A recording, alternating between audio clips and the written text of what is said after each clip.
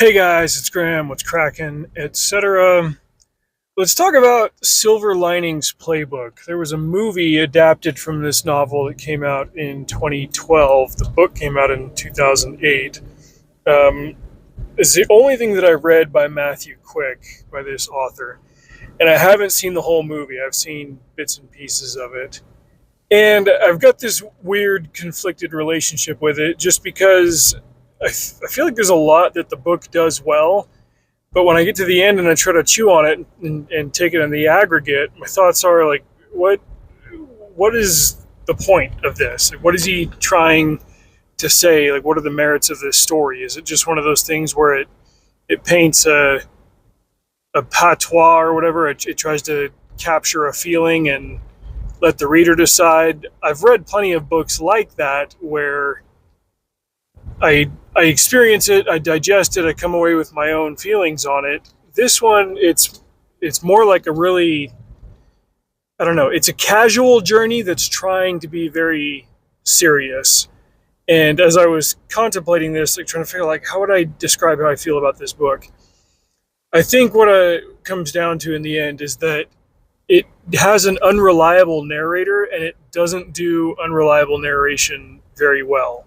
There are times when it plays for comedic effect, but it doesn't stick the landing as something that's trying to have an unreliable narrator in a crafty way.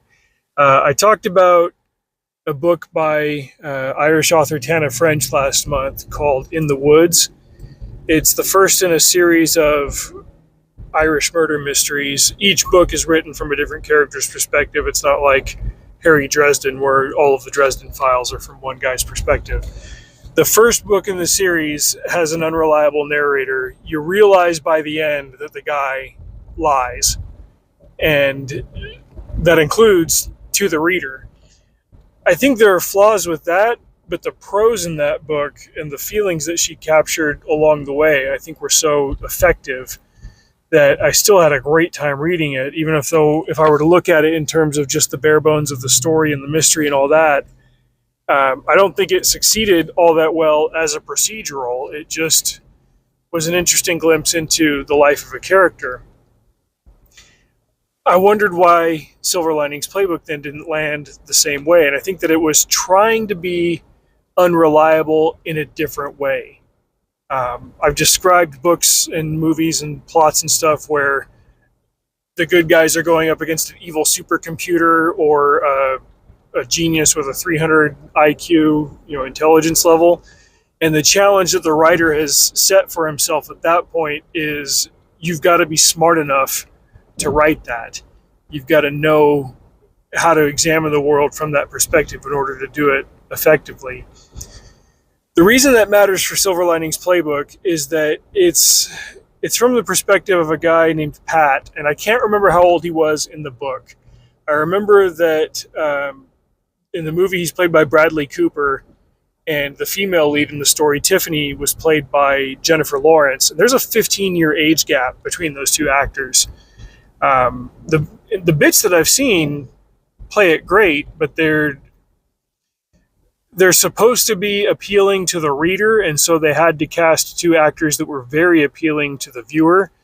I mean, you go see this movie and your girlfriend's going to want to be with Bradley Cooper while you're thinking that, wow, Jennifer Lawrence sure has a lot going on. Okay, so you cast hot people to get your attention, and it does help that they were also very talented actors for those roles. But the problem with the story being told from Pat's perspective is that the character is bipolar.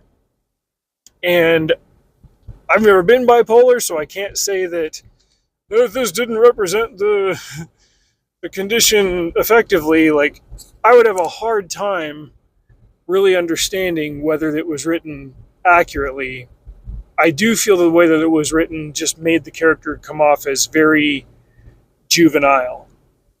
You get glimpses into his condition based on how people react to him, but it felt like they were all handling him with kid gloves, and everybody was talking to him like he was a 14-year-old who made the varsity team. Like, oh, we're proud of you, we're happy for you and stuff. But it maybe he was just perceiving it that way. I don't know. There was a befuddling lack of clarity that also contrasted with the very adult situations that he was thrown into. And I know that there are going to be defenders of the book who really liked it because it was a best-selling book. It was a very well-received movie. I think Jennifer Lawrence got her Oscar off of that. I don't know. Like, none of that is the point. The fact is that, my experience with it as a reader was just very confused. Like, there were some generally positive moments, but the twists and the reveals at the end, some of them I saw coming, and just because I was like, well, I feel like this thing that's going to happen here is really just the main character being set up for disappointment.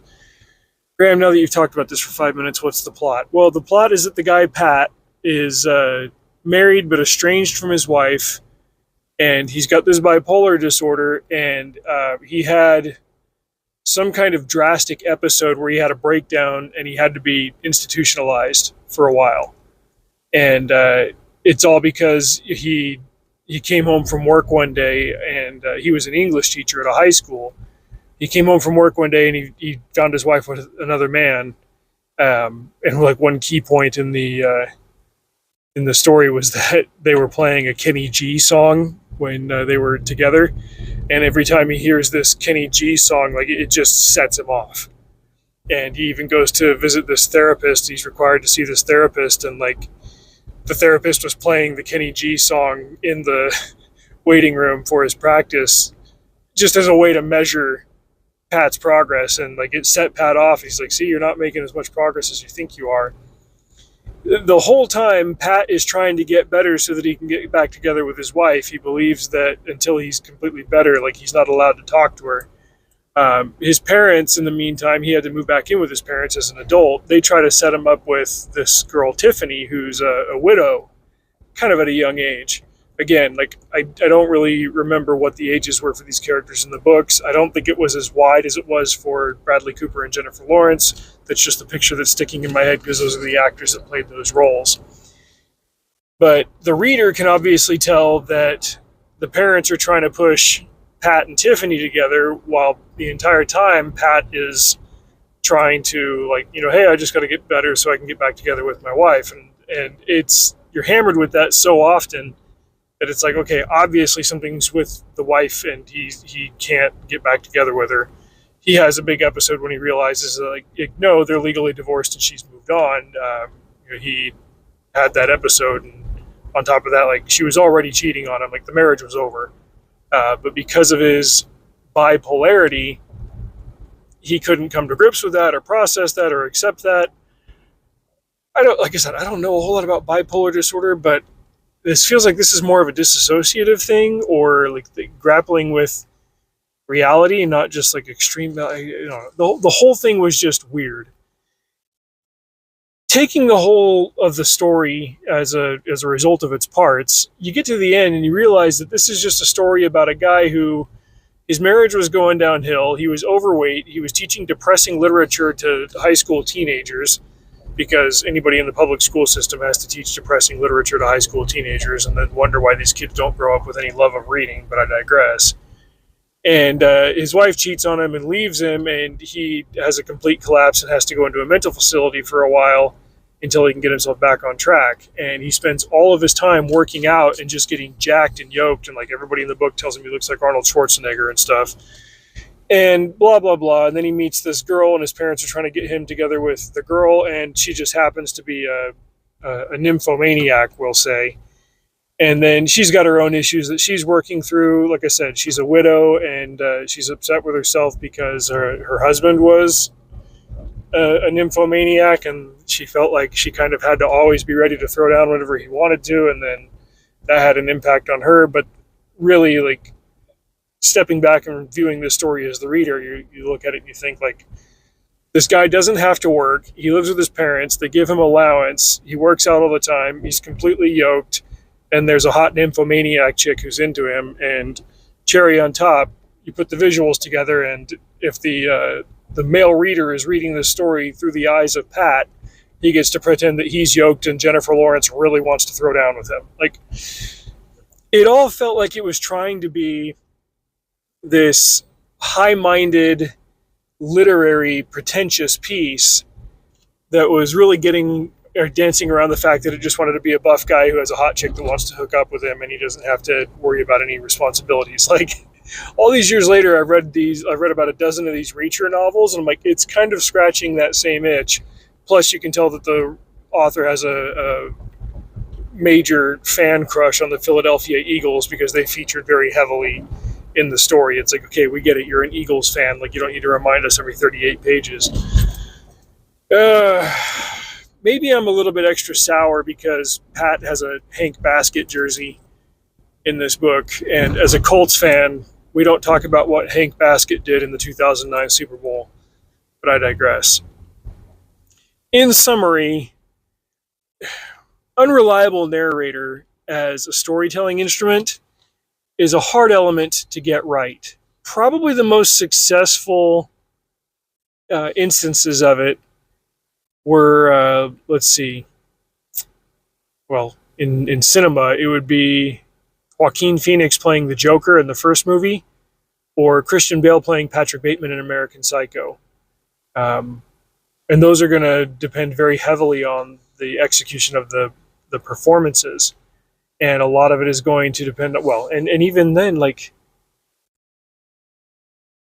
how much are those stories about unreliable narrators and more just about, like, you know, are they unreliable, or do they have a shock at the end and realize that they just weren't perceiving everything around them? I don't know. Like, you see how frustrating it is? Like, you get to the end and it's like, well, you're not revealing anything that you clued me in on. Like, you've got to drop hints to the reader about what's actually going on, instead of just doing a rug pull at the end and saying, it was all a dream, or it was all fake, or it was all whatever.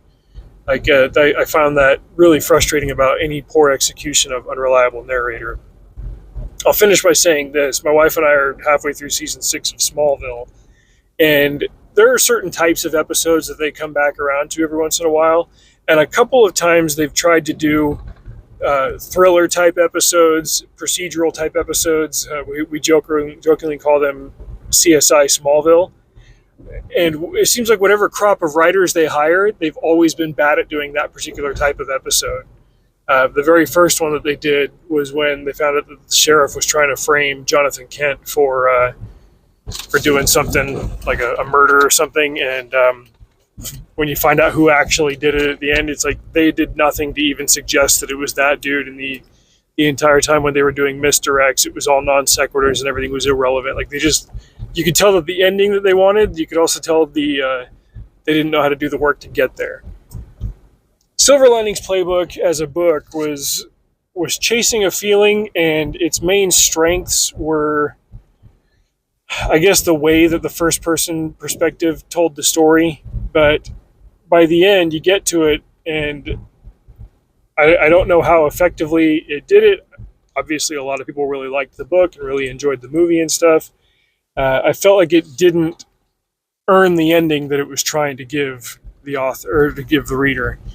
And again, ultimately, it was about a guy who no longer had to work and got to live with his parents and have an allowance and hook up with a hot chick that just wanted to do the mattress dance all the time. And also, he got really buff, and everybody told him he was really buff, and that was cool. And in the end, like, this is a story that 9-year-old me would have written on a 4th grade report about what I thought my life would be like when I was 25, if I'd grown up in the 90s and there was still hope for the future.